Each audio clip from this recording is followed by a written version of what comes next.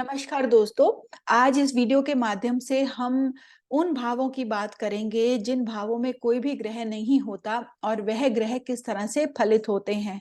आमतौर पर यह देखा गया है कि हमारी कुंडली में जिस भाव में कोई ग्रह नहीं होता, हमको उस भाव को लेकर काफी चिंता रहती है और हमें लगता है कि शायद वह भाव हमें रिजल्ट ही ना दे। मगर ऐसा नहीं होता। यदि हम बृहत्प्राचीन होरा शास्त्र की बात करें तो उसमें बहुत सारे योगों का वर्णन किया गया है और कुछ योग ऐसे दिए गए हैं जिसमें यह बताया है कि उस चार्ट को लेकर हम क्या समझें जब हमारे सारे प्लैनेट्स एक ही भाव में बैठे हों, या किसी कुंडली में दो भावों में ही सारे प्लैनेट समाये हुए हों, या किसी चार्ट में तीन भावों में सारे प्लैनेट समाये हों। कई बार चार भावों में ही सभी प्लैनेट समा जाते हैं, कई बार पांच, कई बार छह, कई बार सात। तो हैं तो हमारे पास 9 ग्रह, मगर हमारे पास भाव 12 हैं। तो यह तो जरूरी है कि हमारे कुछ ना कुछ भाव तो खाली रहेंगे ही रहेंगे। तो दोस्तों, जिन चार्ट्स में ज्यादा से ज्यादा भावों में प्लैनेट्स प्लेस्ड होते हैं, वह चार्ट एक अच्छा चार्ट माना जाता है, क्योंकि लाइफ में आपको बहुत ज्यादा एनर्जी जो है किसी एक पर्टिकुलर प्लेस पे नहीं झेलनी पड़ती है, और ऐसे चार्ट जो होते हैं उनकी लाइफ थोड़ी सॉर्टेड होती है, आसान होती है। मगर जिन चार्ट्स में ज्यादा से ज्यादा ग्रह एक ही भाव में बैठे हुए हों, तो वो एनर्जी सारी उसी भाव के माध्यम से मिलती है, क्योंकि प्लैनेट जहां बैठते हैं उस भाव के माध्यम से अपने जिन भावों के स्वामी होते हैं उनके रिजल्ट्स देते हैं। तो यदि आपके सारे प्लैनेट्स ही एक भाव में बैठे हैं तो आपको उसी भाव के माध्यम से सभी जो आपकी कुंडली के भाव हैं उनका रिजल्ट मिलेगा। अब जैसे राजीव गांधी जी का चार्ट ले लीजिए, उस चार्ट में लगन में ही काफी सारे ग्रह बैठे हुए हैं। तो यहाँ पर जो है मैक्सिमम एनर्जी जो है नेटिव के माध्यम से ही एग्जिबिट होगी। मगर कई बार क्या होता है दोस्तों कि कुछ भाव हमारी कुंडली के खाली होते हैं, तो हमें लगता है कि शायद इस भाव का हमें कोई परिणाम ही ना मिले। मगर ऐसा नहीं होता। जो भाव हमारी कुंडली के खाली होते हैं, उनके स्वामी जहां पर भी बैठे होते हैं, उस भाव के माध्यम से खाली भावों के रिजल्ट्स देते हैं। फॉर एग्जाम्पल, यदि आप विवाह के बारे में बात करना चाहते हैं, तो अब मान लीजिए आपका सप्तम भाव का जो स्वामी है, सप्तमेश है, वह आपके दशम भाव में बैठा हुआ है। तो क्या हम ऐसा समझें कि हमारा विवाह ही नहीं होगा क्योंकि सप्तम भाव खाली है? जी नहीं। हमारे को सप्तम भाव के परिणाम 10th हाउस से मिलेंगे, क्योंकि उसका जो सप्तमेश है 10th हाउस में बैठा हुआ है। और 10th हाउस हम सभी जानते हैं, यह रूल्स और रेगुलेशंस का हाउस है। यहाँ पर इमोशंस नहीं काम करती हैं, यहाँ पर स्टेटस, रूल्स और रेगुलेशन काम करते हैं। तो अब हम ये कह सकते हैं कि हमारा विवाह जिस भी जातक या जातिका से होगा, वह काफी डिसिप्लिन्ड होगा या वह काफी स्टेटस वाला होगा। तो इसका मतलब यह कतई नहीं है कि हमारे 7th हाउस में कोई ग्रह नहीं है तो हमारा विवाह नहीं होगा। तो दोस्तों, जब हम किसी भाव की स्टडी करते हैं, तो आप यह चीज मान के चलिए कि 7th हाउस यदि खाली है तो बहुत ही अच्छा है, क्योंकि ये वो लोग होते हैं जिनको किसी भी पार्टनर की खास जरूरत नहीं महसूस होती, और उनके जो रिलेशनशिप्स होते हैं वह स्मूथ जाते हैं। आपके रिलेशनशिप्स में थर्ड पार्टी की डिस्टरबेंस कभी नहीं आएगी यदि आपका 7th हाउस खाली है। मगर यदि 7th हाउस में कोई ग्रह है, तो इसका मतलब यह हुआ कि आपको हमेशा एक तो किसी ना किसी पार्टनर की जरूरत पड़ेगी, और दूसरा, आपके जो रिलेशनशिप है उसमें कई बार थर्ड पार्टी की डिस्टरबेंस भी आ जाती है। तो आइडियली आपका 7th हाउस खाली रहे तो बहुत अच्छा माना जाता है। तो यह कतई जरूरी नहीं है कि हर भाव में कोई ना कोई ग्रह हो। मगर यदि किसी भाव में कोई ग्रह बैठा है, तो वह उस भाव के जो जीव कारक हैं उनकी भी कैरेक्टरिस्टिक्स को बताता है। अब मान लीजिए 7th हाउस में मैंने जैसे बताया कि ठीक नहीं है किसी ग्रह का बैठना। यहाँ पर खास तौर पे गुरु का बैठना भी अच्छा नहीं कहा गया, क्योंकि गुरु जब बैठता है तो ऐसा जातक अपने पार्टनर से बहुत सारी चीजें एक्सपेक्ट करता है कि मेरे पार्टनर मेरी हर बात माने। और ऐसे लोग थोड़े रिलेशनशिप्स जो है ना उनके एक से अधिक बन सकते हैं, और कई बार उनको रिलेशनशिप्स में दिक्कतें भी आती हैं। तो यहाँ पर गुरु को पक्ष बल भी नहीं मिलता, आई मीन टू से डायरेक्शनल स्ट्रेंथ भी नहीं मिलती, क्योंकि गुरु जो होता है फर्स्ट हाउस में बहुत ज्यादा पावरफुल माना गया है, उसको बहुत जो है ईस्टर्न डायरेक्शन में बहुत अच्छी स्ट्रेंथ मानी गई है।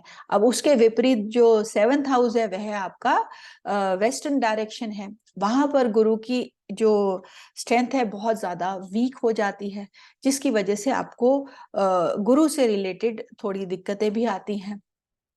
तो दोस्तों 7th हाउस मारक स्थान होने की वजह से भी यदि यहाँ पर कोई भी ग्रह बैठेगा तो आपको अपनी दशा में कुछ ना कुछ सरदर्दी, कुछ ना कुछ परेशानियां तो देगा ही देगा। तो ऐसा कदापि नहीं है कि जो भाव आपका खाली है वह आपके लिए कुछ रिजल्ट्स नहीं लाएगा। डेफिनेटली आपको हर भाव के रिजल्ट्स मिलते हैं, और जो भी प्लेनेट जिस भाव में बैठे होते हैं उस भाव के माध्यम से आपको अपने खाली भावों के रिजल्ट्स देते हैं। अब जैसे कि मैंने बताया इस एग्जाम्पल में 7th लॉर्ड आपका 10th हाउस में बैठा हुआ है, तो आपका पार्टनर काफी ज्यादा स्टेटस का हो सकता है, अच्छे स्टेटस का हो सकता है, और आपका पार्टनर काफी पढ़ाई लिखाई में भी इंटरेस्टेड हो सकता है। इसका कारण यह है कि आपको एक तो चीज देखनी है कि जिस हाउस की बात हो रही है उस हाउस का लॉर्ड कहाँ बैठा है और उस हाउस में कौन कौन से ग्रह बैठे हैं। उसके बाद आपको यह देखना है कि उस भाव का स्वामी अपने भाव से कितने घर दूर बैठा है। जैसे कि यहाँ 7th हाउस के लॉर्ड को हमने लिया एग्जाम्पल में, आपके 10th हाउस में बैठा है, तो अपने भाव से तो वह 4 भाव दूर बैठा है, मगर आपके लगन से वह 10वें भाव में बैठा है। तो आपको पार्टनर तो स्टेटस वाला मिलेगा, मगर आपको जो विवाह का जो सुख है वह अच्छी मात्रा में मिलेगा, क्योंकि अपने से वह केंद्र स्थान में बैठा है और अपने से वह सुख स्थान में भी बैठा है। क्योंकि 4th हाउस जो है वह केंद्र स्थान तो होता ही है, मगर सुख का स्थान भी होता है।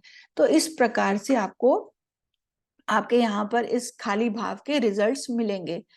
तो दोस्तों जब हम यह चीजों को देख लेते हैं तो हम शुभ कर्तरी और पाप कर्तरी के फैक्टर को भी नहीं मिस कर सकते।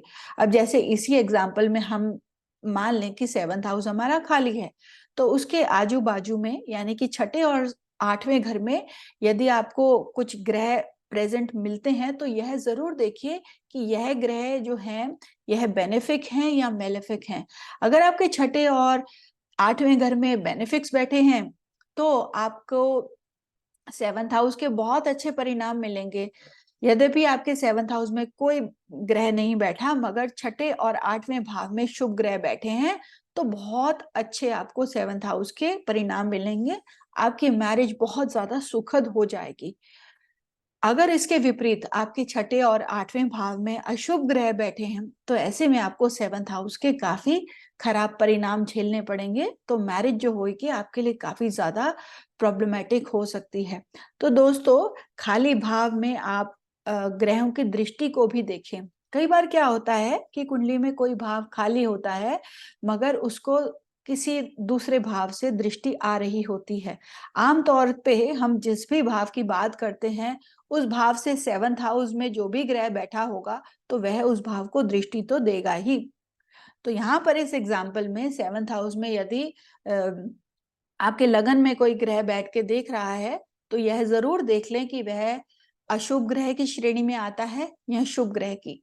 तो दोस्तों अशुभ ग्रह में तो हम सभी जानते हैं राहु, केतु, शनि, मंगल और सूर्य जैसे ग्रह हैं। इनकी दृष्टि 7th हाउस में पड़ने से ये सेपरेटिस्ट प्लैनेट होते हैं, तो कहीं ना कहीं सेपरेटिस्ट टेंडेंसीज भी कॉज करते हैं। तो किसी वजह से हमें अपने पार्टनर से दूर रहना पड़ सकता है। हो सकता है हमारी मैरिड लाइफ कुछ इस प्रकार से हो, हमारी जॉब प्रोफाइल कुछ इस प्रकार से हो कि हमें अपने पार्टनर से किसी वजह से थोड़ा दूर रहना पड़े। खाली एक मेलेफिक के देखने से चीजें खराब नहीं होती। किसी भी भाव में 2 या उससे अधिक मेलेफिक यदि देखें और कोई बेनिफिक प्लैनेट की दृष्टि ना हो तब वह भाव हमारा हमें परेशानियां दे सकता है। तो आप दृष्टि देखें तो यह भी देखें कि क्या कोई शुभ ग्रह उस भाव को देख रहा है। तब ऐसे में वह भाव जो है आपको पहले हो सकता है परेशानी दे, क्योंकि जो अशुभ ग्रह होते हैं वह पहले फलित होते हैं, उसके बाद फिर आपको शुभ ग्रह से कहीं ना कहीं लाभ भी होता है। तो इस तरह से आपको खाली भाव को देखना होता है। तो मैं फिर से रिपीट करती हूँ, खाली भाव में यह देखें कि खाली भाव में जो उसका स्वामी है वह अपने भाव से कितने भाव दूर बैठा है। लगन से कितने भाव दूर बैठा है। फिर आप कर्तरी इफेक्ट देखें कि शुभ कर्तरी है या पाप कर्तरी है। फिर आप देखें उस भाव में कौन से ग्रहों की दृष्टि आ रही है, और फिर उसके बाद आप डिसाइड करें कि यह भाव आपको किस तरह के रिजल्ट्स देगा। तो दोस्तों, हमारी कुंडली को हमेशा हमको संपूर्ण रूप से स्टडी करना होता है।